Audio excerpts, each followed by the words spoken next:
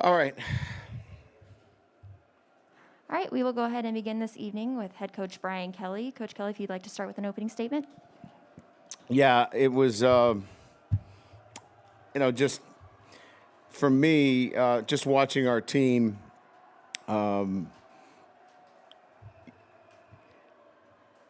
handle themselves in the fourth quarter, handling themselves when there was adversity was, as a coach, those are the special moments. Yeah, we won the football game, and I'm certainly excited about that. But more so, when you watch your players exhibit resolve and exhibit grit and refuse to lose a football game against the number one team in the country that, by the way, hadn't lost in 36 regular season games, and that's the special part about coaching these guys at Notre Dame. You have the man under the jersey that's pretty special. So that's my takeaway. I know you guys want to talk about players and what this means to the program, and I'm not really interested in all that stuff. But I'll be more than willing to answer all of those questions. As a coach, you commit your vocation to this because you love seeing your players overcome what amounts to be sometimes, difficult odds, and that was fun to watch those guys. So, with that, we'll open up to questions. All right, and as a reminder, please use the raise hand function if you have a question. Coach, your first question will be from Eric Hansen. Coach, can you hear me okay? I sure can. Okay. First of all, just a couple things. One is, did you think about going for two either at the end of regulation or at the first overtime? The second thing is, your defense found this huge burst in the second overtime. Where did that come from? Again, I think it's part and parcel to what I had mentioned earlier. Let me answer some of the questions that were asked there. I thought about it briefly. We had a 2-point play that was we felt a really good one. I thought about it. We had just worked too hard to get back into the game, and so it just didn't feel right to go for two there. But I did think about it. I just felt like we had overcome so much to get back in the game, so I did not choose to go down that road. Never did I think about going for two because you're going for two in the third. It's just not a wise decision from that perspective. And then that energy, it came from scoring, and then obviously the big first down TFL got them a lot of momentum, and I think they were riding that. And again, they have a short memory, that group, and that's kind of what I was referring to earlier. They just keep playing. We'll go next to Patrick Engel. Brian, what, if anything, did you tell Ian and the offense before that final drive there? What was your message to them? No, we in the final drive, we said that we had the way we managed the clock, and they, quite frankly, gave us a little bit of help going out of bounds. We declined the penalty because we wanted the downs on that last drive where they had the football. So it allowed me to save the 2 timeouts. So all I said really was that we had plenty of time. We could throw. I told Tommy we could throw a run or two in the mix, and we were able to run the ball a couple of times, which gave us some easy looks because they were in Tampa too. And just said, Ian, you're going to win a football game. I told him that a couple of times, and kept reiterating it to him on the sideline that he was going to win the game for us, and he did. We'll go next to Pete Sampson. Brian, I wanted to ask you about sort of Ian coming back from the fumble in terms of what you were looking to see from him, and when you felt like, okay, he's coming through this, because obviously that was a pretty big moment. Yeah, I went up to him right away. I said, listen, we're going to need you to win this game for us. So, this will come down on your shoulders, and you're going to win the game. I just stayed positive with him. Obviously, he's struggling to get in the end zone, and, obviously it was a big play, but, I knew there were going to be other opportunities for him. And he's shown it before. I mean, that he makes big plays down the stretch to win games. And I just felt like if we gave him enough time, he would do it again. And he did. He did it again. He also threw for, over 300 yards and, again, ran our offense. It just staying positive with him. And I saw it in his eyes. He looked good. He looked ready and was throwing the ball, pretty good for us. We'll go next to Dennis Dodd. Hey, Brian, I just describe the emotion of, 25% full stadium. You guys beat number one for the first time in 27 years. And one of the biggest Notre Dame traditions, storming the field. Nothing was going to stop that. Were you able to drink that in at all? Yeah, a little bit. I felt like the environment, our students were awesome. They made it feel like a true game, even though there was only, less than 15,000 in the stadium. They did their best to give us that feeling. And when they stormed the field, you got a sense of a special moment at Notre Dame. I know our players did as well. I think what made it even more special was what I had alluded to earlier, was just the resolve. And then I had told our team, and again, I'm doing a lot of things I probably shouldn't be doing, but I told our team at our walkthrough today, I said, listen, I just want you to know, when we win this thing, the fans are going to storm the field. And, with COVID being as it is, we got to get off the field and get to the tunnel. Now, I beat them all to the tunnel. So that didn't go over so good, but they reminded me that I did tell them that. So my skills of prognostication was pretty good today. We'll go next to Heather Dinich. Can you hear me all right? Yes. So, some people watching that game might say that those were two playoff teams. What do you think?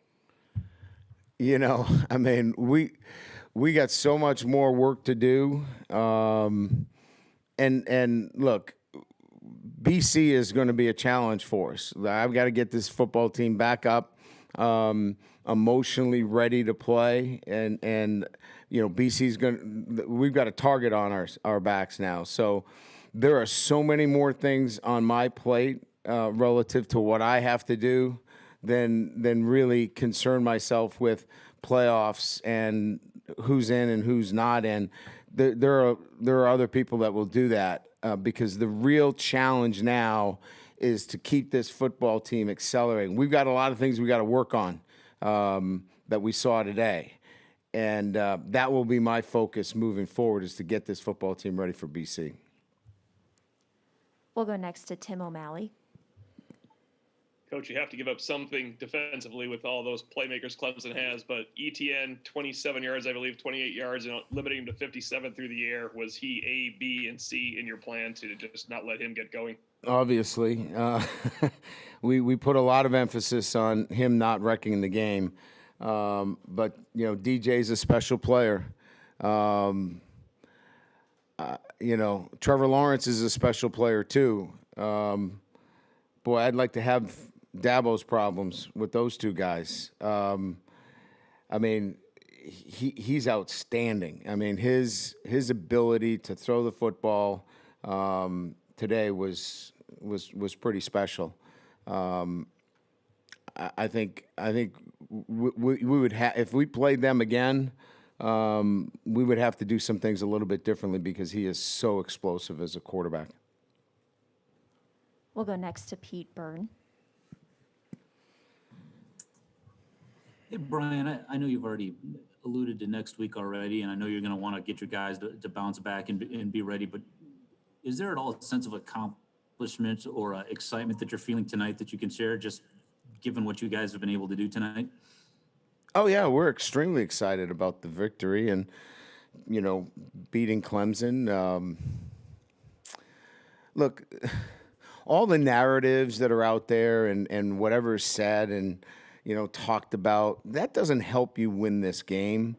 What we're excited about and what we're celebrating is that we played with an incredible focus and resolve. And those are things that we work on to try to be successful and win football games. That's what we're celebrating, because you have to keep playing and you have to show an incredible focus and determination. And that's worth celebrating when you come back and win a football game the way we did in double overtime.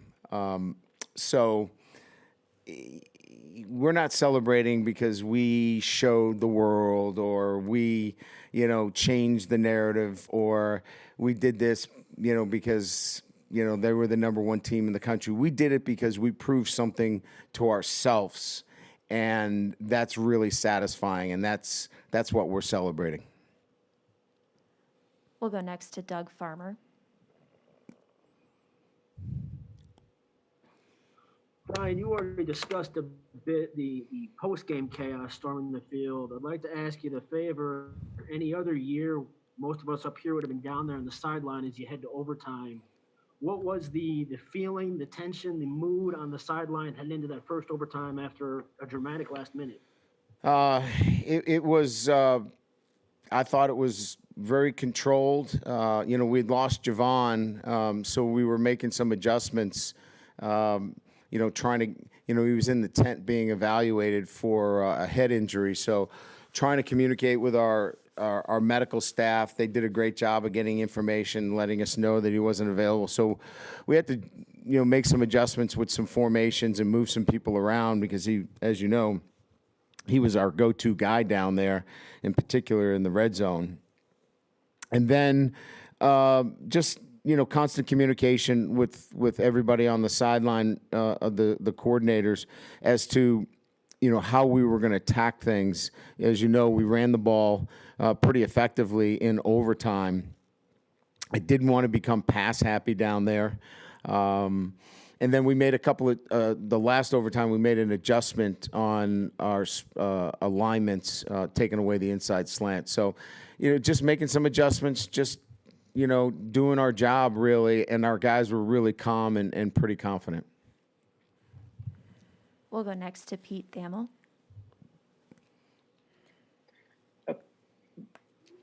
Brian, you were really able to hold up on both fronts tonight. Obviously, your offensive front, especially early, was gashing big holes. Your defensive front, especially in the middle, never really flinched.